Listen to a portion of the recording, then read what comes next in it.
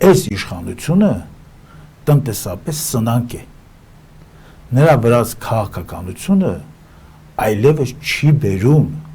հարաճուն միջոցներ պետական բյուջե, այս իշխանությունը տապալել է տնտեսական ամբողջ գործընթացը, այո սա տապալում է, որտեղ ցանկացած հարկերի բարձրացում դա չի նշանակում այն հարկերի բարձրացում, դա նշանակում է գների բարձրացում, այո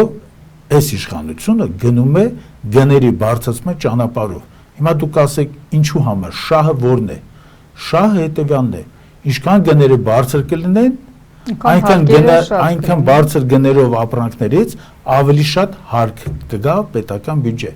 հիմա ասեք, բայց պետական բյուջեն օգտագործվում է ժողովրդի համար, պետության համար, ես ձեզ կարող եմ բերել բազմաթիվ օրինակներ, որ պետական բյուջեի միջոցները չեն օգտագործվում հանրության համար, նրանք փոշիացվում են, մսխվում են, եւ այս իմաստով մի հետաքրքիր փաստ կա, այս 2-3 օր առաջ ձեզ կրտուկ եղավ Նորքի թաղապետարանում, ընդ որում չեմ ուզում ոչ մեկին որակավորում տամ,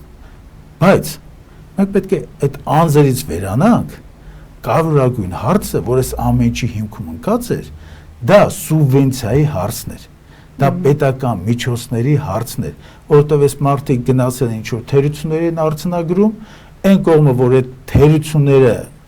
արձանագրված թերությունները, որոնք ակնհայտորեն կային, դրա նկատմամբ պետք է վերահսկողություն իրականացնել, այդ դրանց անձնական հարցերը մի կողմ, բայց թեման դա պետական բյուջեի միջոցների փոշիացումն է։ Հիմա նայեք, երկրորդ հարցը, այս իշխանությունները մի գործելավոճ ունեն, նրանք անընդհատ բոլորին ուզում են կռվասան իրար դեմ, բոլորին։ Մանր բիզնեսի հետ կապված, երբ որ ասում են հարկերը բարձրացնենք, չէ՞, ասում են բարձրացնում ենք, որովհետև դուք չունեք ձեր ծախսերի, ձեր ձեռքբերումների համապատասխան վավերագրերը եւ փաստաթղթերը, հաշիվ ապրանքագրերը։ Եվ մենք ձեզ ասում ենք, գնացեք խոշորների հետ, իրենց վերահսկեք եւ խոշորներին պարտադրեք, որ ձեզ հաշիվ ապրանքագրեր, հաշիվ բեռնագրերով ընդհանրենք ապահովեն, որպեսզի դուք նվազեցումներ կատարեք։ Լավ, դուք պատկերացնում եք մի իրավիճակ եւ ընդհանրենք 500 անուն ապրանք ներկրող խոշոր օլիգարխ, որ բոլորը փայլուն ճանաչում են, երբ որ նրա կաբինետն է մտնում մի փոքրիկ կրպակի տերը, ու ասում է, ես պահանջում եմ, որ դու իմ հաշիվ ապրանքագրերը տաս։ Լսեք, դրա համար կա պետական համապատասխան ծառայություններ,